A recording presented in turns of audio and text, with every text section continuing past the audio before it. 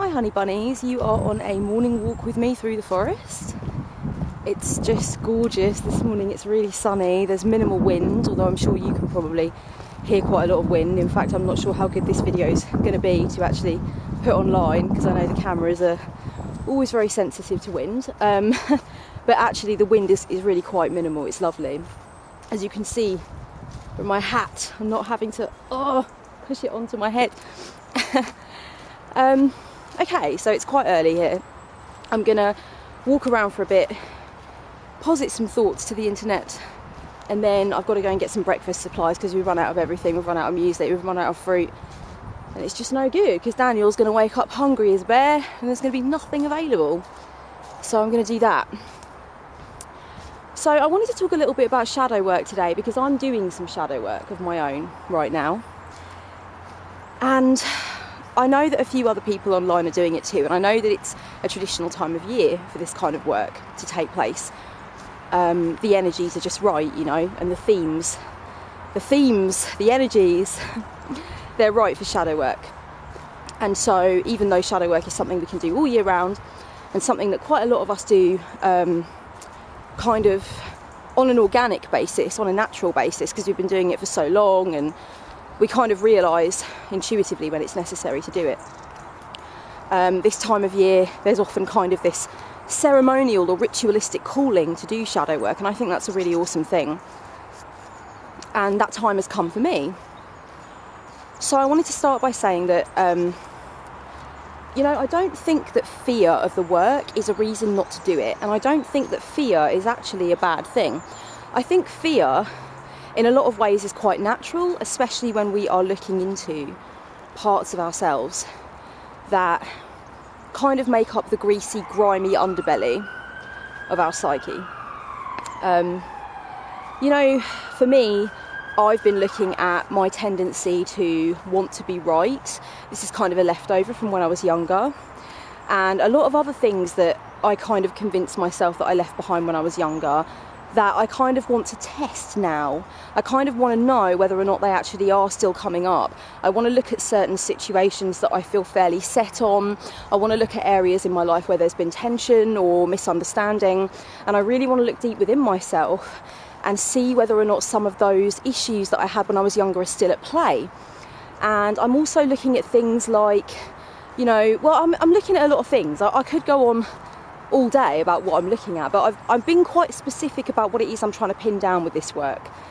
I'm really trying to work out how far I've moved on in certain areas. I'm looking back at the shadow work that I did last year, and I'm trying to basically determine how much progress has been made, and where I might be kidding myself that a lot of progress has been made, where actually I might very much still be stuck in the same cycle. Now, this work really isn't lollipops and hearts and flowers and fucking teddy bears, right? It's not. And quite a lot of the time, now I'm a veteran shadow worker. I've been doing it for as long as I've known about it. For as long as I've had even a elementary knowledge of what it is, I've been doing it. And let me tell you, I never walk into it with guns blazing and, hey, shadow work time again, woohoo! I don't. I go in with trepidation, because I know there's a part of me that knows that I could just not do the work. I could just not do the work, I could shirk it off. You know, I don't have to do it. No one's putting a gun to my head and telling me that I've got to do it.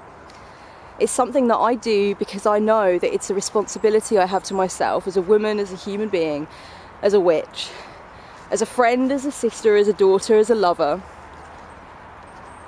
as somebody who wants to be as integrated as they possibly can be, as individuated as they possibly can be, as somebody who doesn't want to bullshit themselves. I do the work, and I go into the work with my whole heart for that reason. I don't go into the work because it's something that I really enjoy. I enjoy setting up my altar. I love it.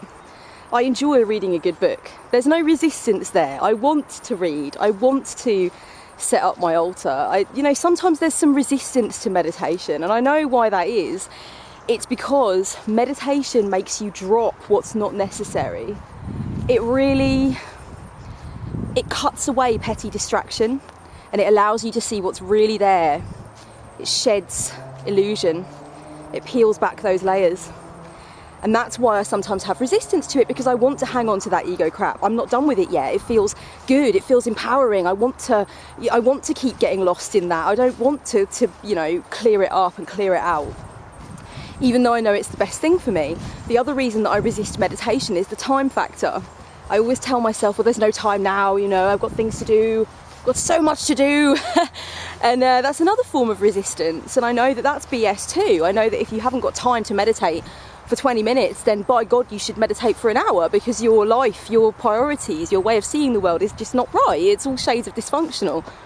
And so, these are the things I have resistance to, and I know where that resistance comes from. And I'm comfortable to ride it. I'm comfortable to know that's why you're resisting. It's okay. This is why you're fearful. It's okay. But you still have to go ahead, Kelly. You still have to go ahead, because you know it's the right thing. And with shadow work, I know that I could just shirk that work. I know that I don't have to look at it. I can ignore it. But I don't want to. There's this thing called the collective shadow. I know, my channel's becoming like Jung 101, right? But just bear with me. So we have the collective unconscious, and we have a collective consciousness as well. You'll notice different nations have a collective consciousness, and this is where stereotypes come from about German efficiency and, all that kind of thing.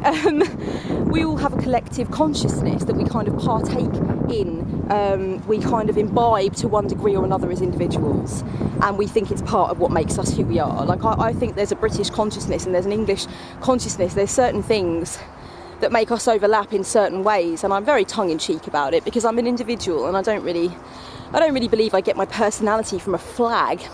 But it's true, there are collective consciousnesses going on, and there's a collective shadow. Now, the collective shadow works in various different ways. First of all, there's a collective shadow which takes place in organisations or in institutions or in schools, in workplaces, with groups of friends. So you have your individual shadow, your personal shadow, but then often you might find that there's a collective shadow too amongst a group of people. Now this is serious stuff, guys. This is really juicy stuff, because if you don't do your personal shadow work, if you don't get to grips with your own shadow, then you may fall prey to the collective shadow in a certain group of people. Now, there's a collective shadow in different countries too. A nation has a collective shadow, and this is why many Jungians believe that stuff like the Holocaust happened. When you look at Rwanda, that was a collective shadow, guys, coming to the surface and wreaking havoc. These were people that didn't want to look at themselves, that didn't feel comfortable with themselves, that didn't vibe with themselves or have a relationship with themselves. They othered their fear. They othered it. They didn't want to look at it inside themselves, so they othered it. And this is why we have this language, like we call, when the collective shadow takes hold, it's all about people using language to dehumanise the fuck out of each other. They're rats, they're vermin, they're viruses, they're subhuman. Übermenschen, as the Germans said of the Jews. And this is, to me, I watch it, I look at it, I know about it, I study it, and I think this is just a bunch of people that wanted to suppress their shadow so far down. Of course there are loads of socio-economic factors, and of course, you can dig into the ins and outs of it your whole life, and my boyfriend and I very regularly do. Oh, I've got a spider web on my camera. I'm not saying I'm not saying boil it down to this simplistic concept of there being a collective shadow, but I believe wholeheartedly in the collective shadow, and I believe that it's a duty to do one's personal shadow work, because you can fall prey to collective shadows. The shadow of the nation, the shadow of the people you hang out with, the shadow in your workplace, the shadow in your friendship group. These shadows are like servitors, but not the good kind. They get fed. They are fed on people's fear, on people's insecurity, on people's desire for validation, on people's desire to belong. And eventually, they're given sacrifices, sometimes blood sacrifices. People are othered, people are dehumanised, and people are thrown under the wheels of a bus, or people meet with a machete, or people end up in a gas chamber. The collective shadow is a frightening thing. It can really, really get out of all control. And Jungian analysts and Jung himself believe that the best way to avoid this was to get right with you. Get right with you, and you're far less likely to be preyed upon by a collective shadow and by all the bullshit that props it up. And I really believe this is true. I believe it's a duty.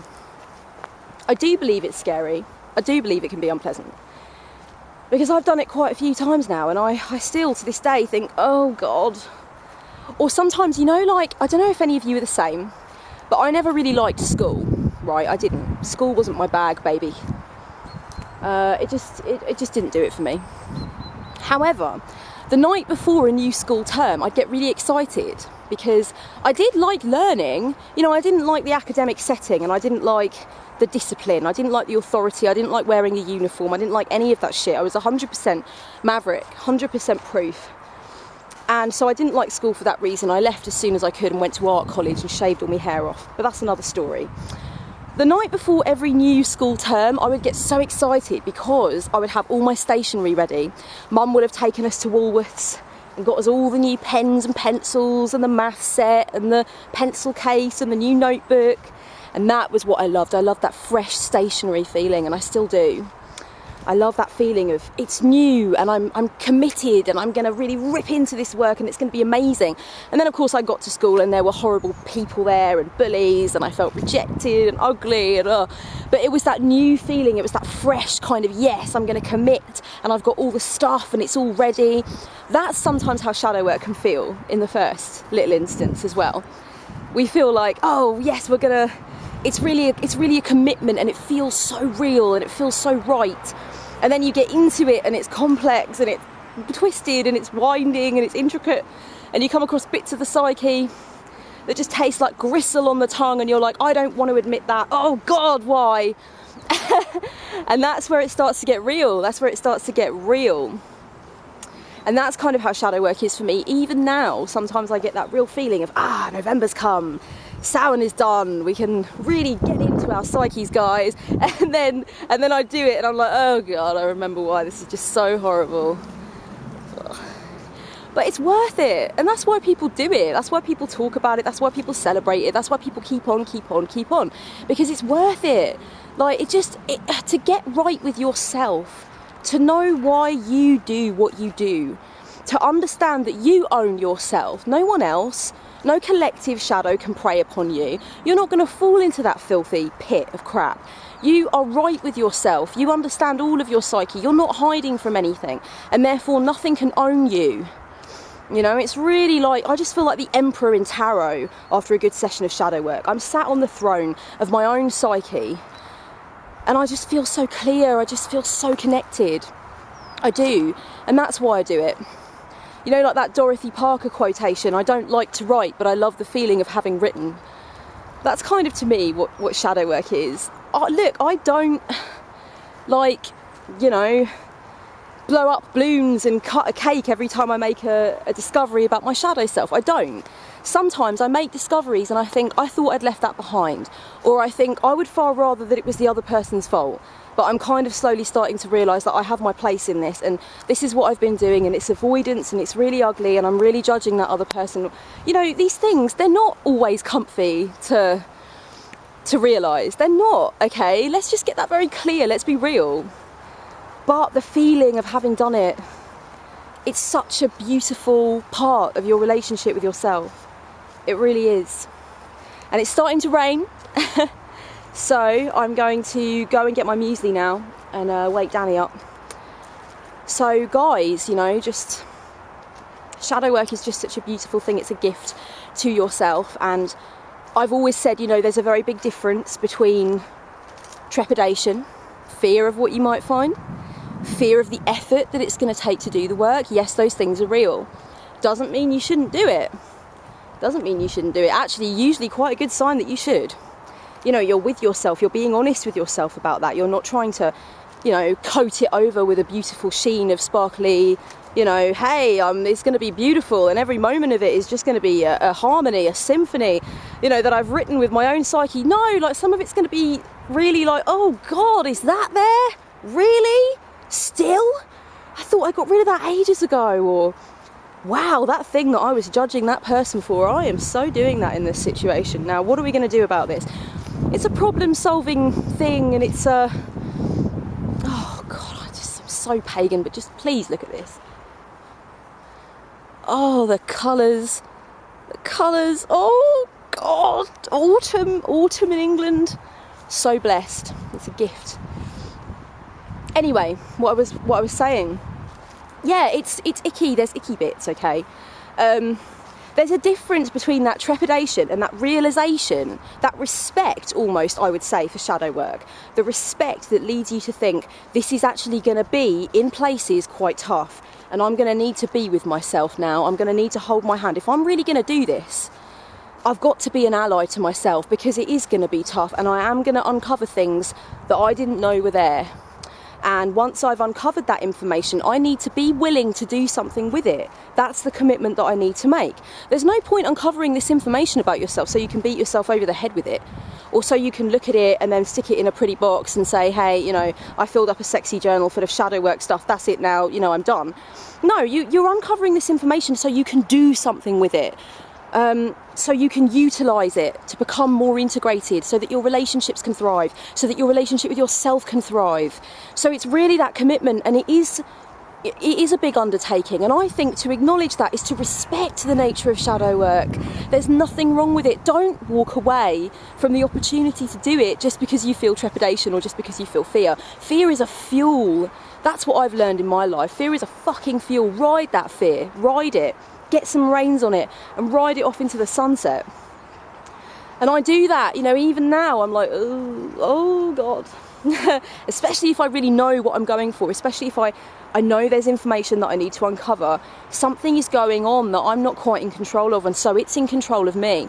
And when I'm really quite clear about where I need to go in the shadowscape to access this information, yeah, I'm scared. Yes, I am scared. I'd far rather have a bubble bath and, you know, read some Stephanie Dowrick. I'd far rather rearrange my wardrobe, or, you know, there's something else I want to do, guys. There is. But it's that commitment. It's that feeling of, I know how I'm going to feel when this is done.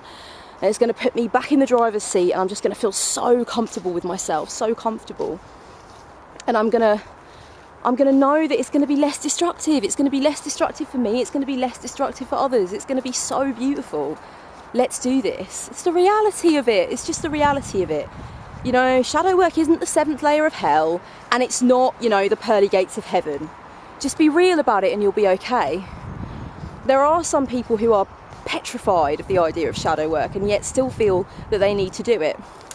And that's a different thing. Like, you know, if you're standing on the edge of shadow work and you are crapping your pants, that's a different thing, you know. I mean, in the same way that I would say to somebody, don't take an entheogenic substance if you're terrified of taking it, I'd say the same thing about shadow work. Like, hang on a minute, let's work out. If you are terrified of something and yet you're stepping towards it tentatively, then it must mean that you know, in some sense, intuitively, that it's correct. But are you really with yourself in the process? If you step into that process and you uncover content, are you sure you're going to be able to be with yourself? Are you sure? Or do you feel that you might just use it to beat yourself over the head, to berate yourself? You know, or even just to use as ammunition against yourself, to confirm your worthlessness. Are you going to do something with that info? Are you ready to be with yourself? Now, see, that's the only kind of discussion you're needing to have. And really, you know, that's a big part of it too. If you are really terrified and you've always been standing on the precipice of shadow and thinking that you don't know what would happen if you uncovered some content, you really don't know how you would feel, how you would process it, if you would process it, then that's part of the journey of shadow work too. Even in that moment, as you recognise that that's your problem, that's shadow work you're doing. Aha, that's shadow work you're doing, you see. So you're already there, you're looking at your psyche, and it's so exciting because you're already realising that you are scared of something. You're scared of how it's going to go, you're scared of how it's going to feel, you're scared of how you're going to react, and you're looking at that, you're facing that. It's all about facing. It's all about facing. And so you're doing shadow work in that moment as you're having that exploration, and that's okay too. That is okay too. Nobody can take that away from you. That's a beautiful part of your journey. That's a beautiful facet of the diamond of what it is to be you. And now I'm really going to go. It's stopped raining, but I'm still really going to go because I need to go wake Danny up, and I need to muesli him because I have woken up terrifically early today, and I think he should wake up terrifically early too. Maybe that's something I should deal with in shadow work, my inability to not allow him to lie in right now. But anyway, we'll discover that when we come to it. I hope this has been useful and illuminating and inspiring, and so much love to you all. You continue to inspire me, and thank you for that, and blessed be.